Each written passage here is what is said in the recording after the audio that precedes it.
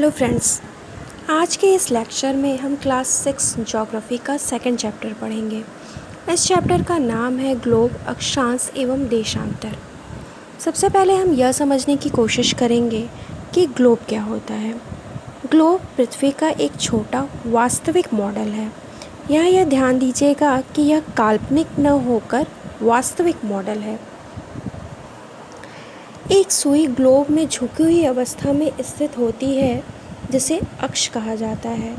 Globe पर वे दोनों बिंदु ऊपर तथा नीचे जिनसे होकर सुई गुजरती है उत्तर तथा दक्षिण ध्रुव हैं। ग्लोब को इस सुई के चारों ओर पृथ्वी की भांति पश्चिम से पूर्व की ओर घुमाया जा सकता है। काल्पनिक रेखा ग्लोब को दो बराबर भागों में बांटती है। ये जो काल्पनिक रेखा होती है वो ग्लोब को बीचों बीच दो बराबर भागों में बांटती है और इस रेखा को ही विषुवत वृत्त कहा जाता है। पृथ्वी के उत्तर में स्थित आधे भाग को उत्तरी गोलार्ध तथा दक्षिण वाले आधे भाग को दक्षिणी गोलार्ध कहा जाता है। विषुवत वृत्त पृथ्वी पर एक काल्पनिक वृत्त बनाती है। विषुवत वृत्त से ध्रुवों तक स्थित सभी समानांतर वृत्तों को अक्षांश रेखाएं कहा जाता है।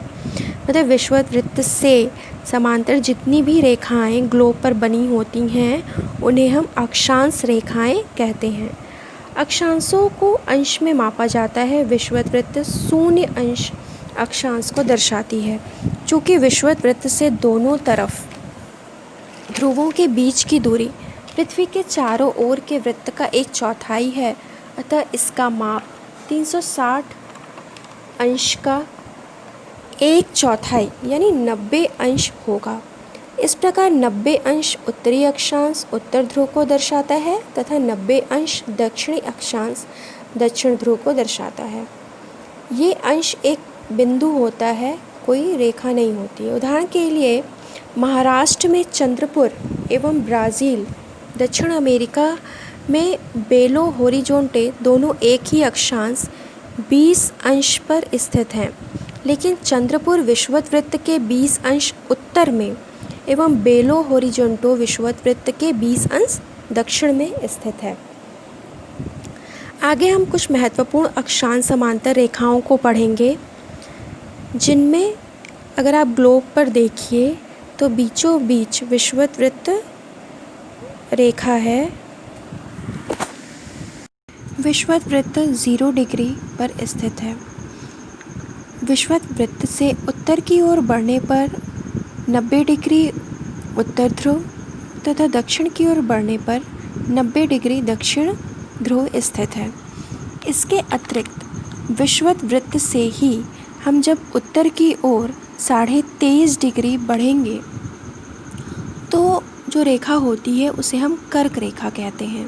और विषुवत वृत्त यानी 0 डिग्री से ही जब हम दक्षिण की तरफ 23.5 डिग्री बढ़ेंगे तो वो जो रेखा होती है उसे हम मकर रेखा कहते हैं।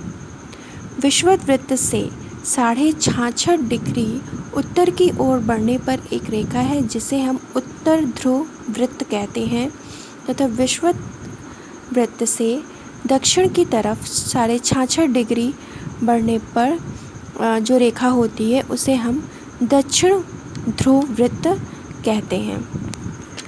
अफ्रीका एकमात्र ऐसा महाद्वीप है जहाँ से अक्षांश रेखा, कर्क रेखा व मकर रेखा ये तीनों रेखाएं गुजरती हैं। इसके बाद इस लेसन में पृथ्वी के ताप कटिबंध को समझाया गया है। एनसीईआरटी ने इन समांतर या अक्षांशों के आधार पर ताप कटिबंध को समझाया है। कर्क रेखा एवं मकर रेखा के बीच के सभी अक्षांशों पर सूर्य वर्ष में एक बार दोपहर में सिर के ठीक ऊपर होता है, इसलिए इस क्षेत्र में सबसे अधिक ऊष्मा प्राप्त होती है, जिससे यहाँ सबसे अधिक गर्मी पड़ती है तथा इसे उष्ण कटिबंध कहा जाता है। कर्क रेखा तथा मकर रेखा के बाद किसी भी अक्षांश पर दोपहर का सूर्य कभी भी सिर के ऊपर नहीं होता। ध्रुव की तरफ सूर्य की किरणें तिरछी होती जाती हैं।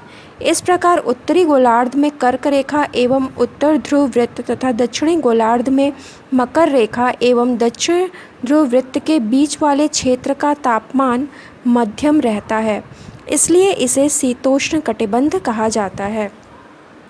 उत्तरी गोलार्ध में उत्तर ध्रुव वृत्त एवं उत्तरी ध्रुव तथा दक्षिणी गोलार्ध में दक्षिण ध्रुव वृत्त एवं दक्षिणी ध्रुव के बीच के क्षेत्र में ठंड बहुत होती है, क्योंकि यहाँ सूर्य क्षितिज से ज़्यादा ऊपर नहीं आ पाता है, इसलिए ये शीत कटिबंध कहलाते हैं।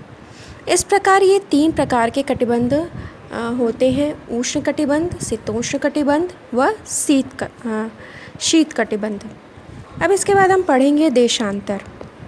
अब हम देखेंगे देशांतर क्या है। उत्तर ध्रुव से दक्षिण ध्रुव पर खींची जाने वाली रेखा देशांतर या याम्योत्तर कहलाती हैं। ये अर्धवृत्त हैं तथा इनके बीच की दूरी ध्रुवों की तरफ बढ़ने पर घटती जाती है एवं ध्रुवों पर शून्य हो जाती है। जहाँ सभी देशांतरीय यामोत्तर आपस में मिलती हैं, अक्षांश समांतर रेखाओं से भिन्न सभी देशांतरीय यामोत्तरों की लंबाई समान होती जाती है।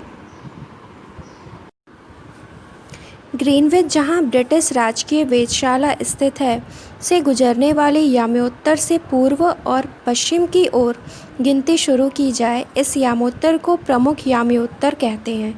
इसका मान 0 डिग्री देशांतर है तथा यहाँ से हम 180 डिग्री पूर्व या 180 डिग्री पश्चिम तक गणना करते हैं।